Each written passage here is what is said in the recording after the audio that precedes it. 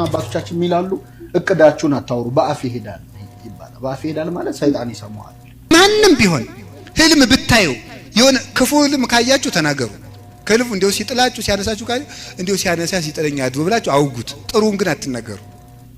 የምንወዳቸው የምናከብራቸው መምህራን ምን እንዳሉ ሰማችሁ? እቅዳችሁን በፍጹም ለሰዎች አትናገሩ። ውድና የተከበራችሁ የስኬት ሚዲያ ዩቲዩብ ቻናል ቤተሰቦቻችን በዛሬ ቪዲዮአችን ላይ እቅዳችንን ለሰዎች መናገር የሚያመጣውን አደገኛ ጣጣና እንዴትስ መከላከል እንዳለብን ለእናንተ እንነግራችኋለን። ይህን ቪዲዮ ከሰማችሁ በኋላ እጅግ በጣም ታመሰግኑናላችሁ።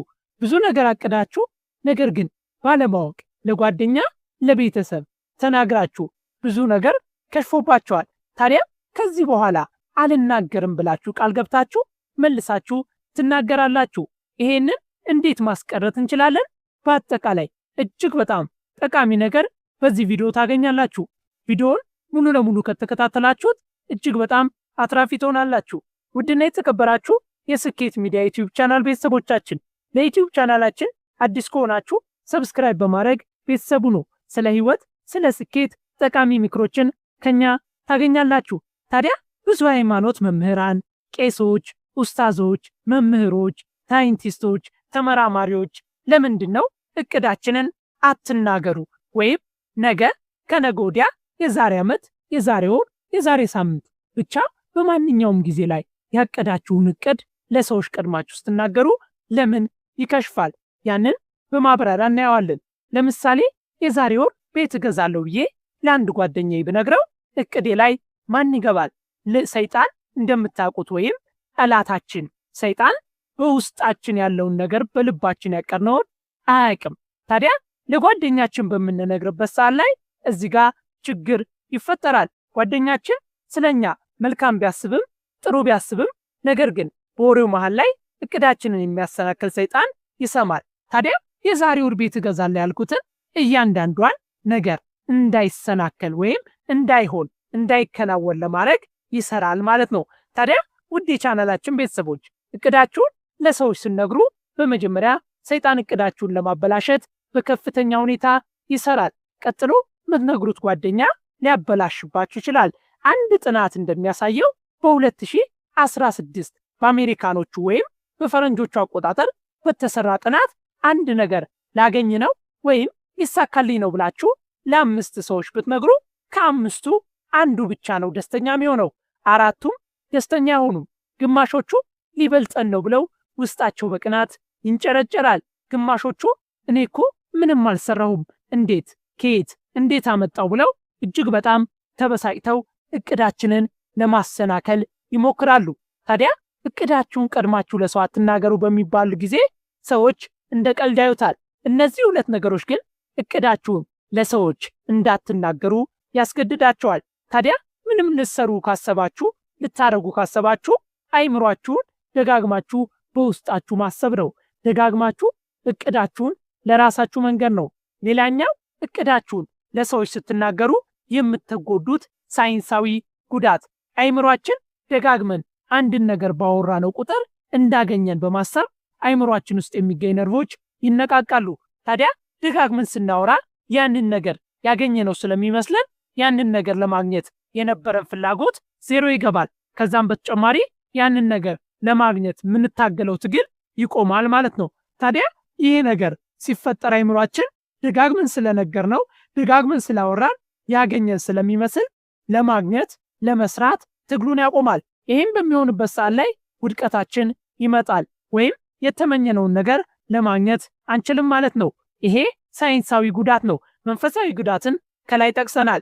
ቀጥሎ በተደጋጋሚ ለራሳችን ቃል ከገባን በኋላ ለምንድን ነው ለሰዎች ምንናገረው?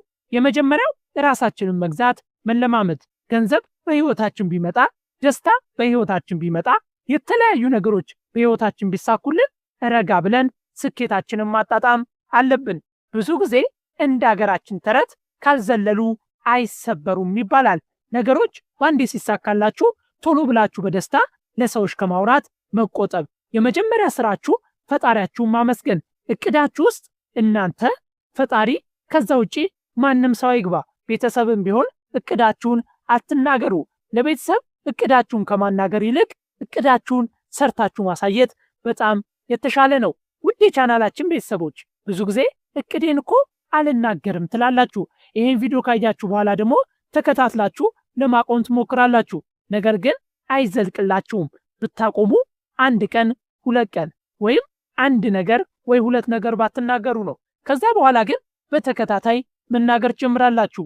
ይሄን እንዴት ማስቀረት ትችላላችሁ? አንደኛ እቅዳችሁን ካቀዳችሁ በኋላ በወረቀት ጽፋችሁ ደጋግማችሁ ማየት። እቅዳችሁን በወረቀት ጽፋችሁ ደጋግማችሁ ስታዩት ለሰዎች እንደተናገራችሁ እየተሰማችሁ ደስታ ይሰማችኋል። ስለዚህ ለሰው ከመናገር ትቆጠባላችሁ። ሁለተኛ አርቆ ሐሳቢና በትንሽ ነገር አለመደሰት። በትንሽ ነገር አለመደሰት ስንል አማሩ ወይም በየጊዜው አልተሳካልኝም እያላችሁ ተበሳጨው አይደለም። ነገር ግን የተወሰነች ነገር ስታገኙ ተመስገን በሉ ለፈጣሪ። ቀጥሎ ይሄ እኮ ይገባኛል፣ እኔ እስከማናንሳለሁ፣ ገና ሌላውንም ማሳካለሁ በሉ።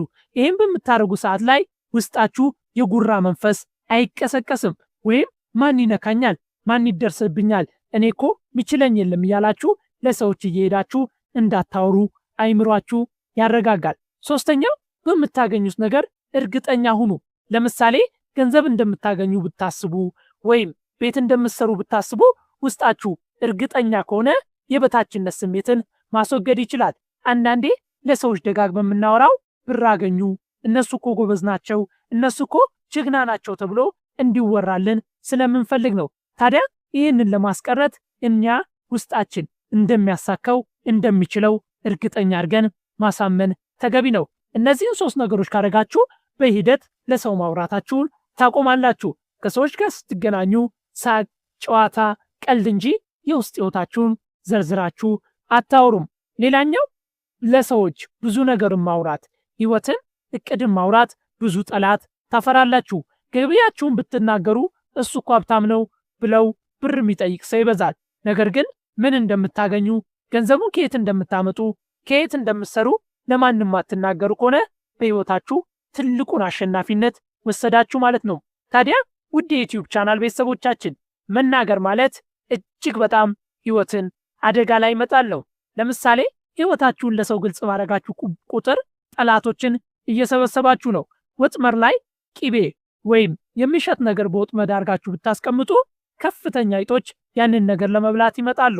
ታዲያ ከዛም በተጨማሪ ደግሞ እናንተ በሕይወታችሁ ቆሻሻ ቦታ ላይ ዝንብ እንደሚሰበሰበው ሕይወታችሁን ቆሻሻ ቦታ ላይ ከጠላችሁ ጠላት ይሰበሰባል። ታዲያ ውድ የቻናላችን ቤተሰቦች ለማን ብላችሁ ሕይወታችሁን ሼር ታደርጋላችሁ? በሕይወታችሁ አንድም ነገር አይጨምሩም፣ አያግዟችሁም። ውድቀታችሁን በውስጥ እየተመኙ ከላይ በሳቅ ያጅባቸዋል። ከዘመኑ ሰው ጋር መኖር የሚቻለው በቅድና አርቆ በማሰብ ነው። ባካችሁ ሚስጥራችሁን በራሳችሁ ያዙ፣ ሚስጥራችሁን በራሳችሁ ጠብቁ። ከዚህ ቪዲዮ በኋላ የተሻለ ሰው እንደምትሆኑ አልጠራጠርም። ውድና የተከበራችሁ የዩቲዩብ ቻናል ቤተሰቦቻችን ለስኬት ሚዲያ አዲስ ከሆናችሁ እጅግ በጣም ጠቃሚ ስለሆነ ሰብስክራይብ እያደረጋችሁ ቤተሰብ ሁኑ። ቪዲዮዎቻችንም ሲጀምሩት ላይክና ሼር ማድረግ እንዳደረጋችሁ አንጠራጠርም። በቀጣይ ቆንጆ ቪዲዮ እስከምንገናኝ ቸር ሰንብቱ።